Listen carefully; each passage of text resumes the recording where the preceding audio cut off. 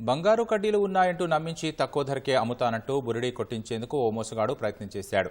విషయం గమనించిన ఆ వ్యాపారి అత్యంత చాకచక్యంగా వ్యవహరించి పోలీసులకు అప్పగించాడు. ఫిలింనగర్ పోలీస్ స్టేషన్ పరిధిలో ఈ ఘటన జరిగింది. టోలీచౌక్ అరవిందనగర్ కాలనీలో నివాసముంటున్న వ్యాపారి అబ్దుల్లా ఇబ్రహీంకు రాజస్థాన్కు చెందిన ఇనాముల్ హసన్ అనే వ్యక్తి ఫోన్ చేశాడు. తన వద్ద 8 కేజీల బంగారం ఉందని, దాన్ని 2 కోట్లకి అమ్ముతానంటూ చెప్పాడు.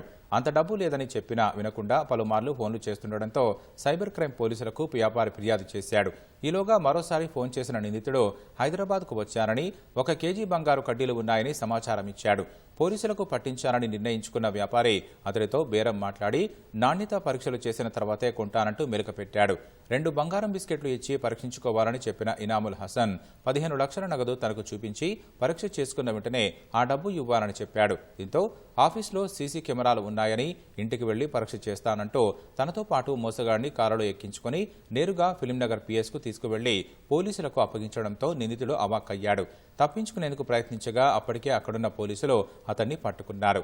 నకిలీ బంగారు బిస్కెట్లు విక్రయించి అందినంత దోచుకుని ఓడాయించేందుకే వచ్చినట్లు పోలీసుల విచారణలో తేలింది.